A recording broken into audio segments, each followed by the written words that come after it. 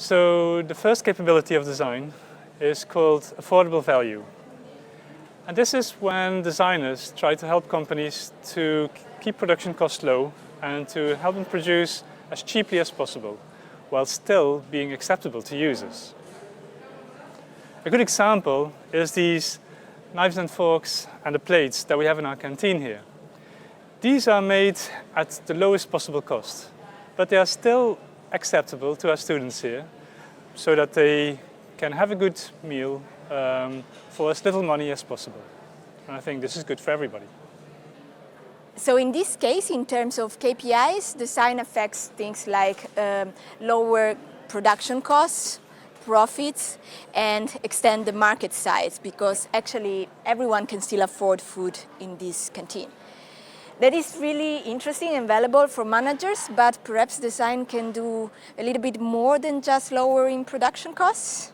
Yes, exactly. So the second capability of design is called added value by integration. This is when designers try to combine the technical functioning of a product with the way that it looks. And with this, they want to achieve the best possible product that a company can possibly make. And a very good example is this particular corkscrew that I have here by Jasper Morrison, produced by Alessi. And for me, Jasper Morrison today is one of the best designers in the world.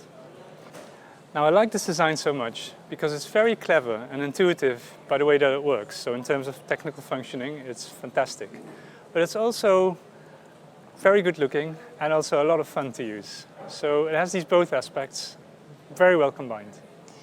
Yes, Dirk, but it's also really expensive, right? Yes, Julia, it's ridiculously expensive, in fact. So I don't think the market will be very big. But then think of the profits that the company will make on each of the ones that it sells. Of course, so in this case, in terms of KPI, design allows companies to sell at a premium price, so higher profits and perhaps higher brand value, as the brand can be positioned at the high end of the market. That is great for managers. Yes, I think so too. And don't forget about the functionality of the product. So also the reputation of the company in terms of what it can achieve, and the reputation of the brand are also enhanced. So the third capability of design is called added value by styling. And this is a way of adding value to a product by the looks of the product. So a good example of this is design lines. And for an example, let's stay with Jasper Morrison, but to another range of products that he designed, which I will show to you here on my laptop. So here you have a list of designs by Jasper Morrison that all look quite premium, but in fact, if you look closely to these range of products, then you see that most of the changes that have been made are in the styling or in the looks of the product, but not so much on the underlying technology. That is actually quite comparable to the other products that the company holds or to products of competitors. So in terms of KPIs, this design capability improves market penetration, maybe brand recognition for the iconic look of the product. Absolutely. And also brand image, because it becomes very innovative, right? Yeah, you're absolutely right. But is there something more?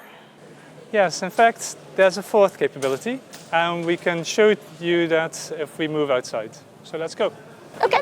So a great example is the Nokia 3210. That I have right here. Now, this was a phone that designers had made, and it was one of the first mobile phones for consumer markets and really targeted to users. The design was based on a lot of user research, leading to great insights about what users wanted. And later, when the product was on the market, there were lots of possibilities for users to customize the phone to their own needs. Oh, the Nokia example, you always use it in your lectures. And I think it's because it represents the design capability that is closer to your personal story, right? Well, yes, actually. Let me tell you about it. I was riding my bike as a student, and I was daydreaming about the importance of design for business. And I was thinking, wouldn't it be great if products wouldn't rely on heavy advertising for being successful, but instead they would just rely on good design based on what people really needed, and also that it would support their friendliness to other people, and the way that they like to live in society. I remember that I should have a place in this dream, so I wanted to be someone who would stand for innovation in the world through design. And I wanted to have a position where I could work with designers and create new business opportunities. And you're well on track on your dreams, I think. And what about you guys? I'm sure you also have dreams and motives that let you join in this course. And perhaps your own beliefs on how design adds value to business and to innovation. We hope with this video we have inspired you a little bit and triggered to look at the objects and products around you and figuring out how design can add value to them. And you may also consider very new examples of how design can do this. So think, for example, of web-based services like Airbnb or Uber, or think about the role that design might play in new technologies like 3D printing. What will be new ways in which design might help achieve business goals? Or maybe you could even turn the tables and think about ways in which business might help achieve design goals.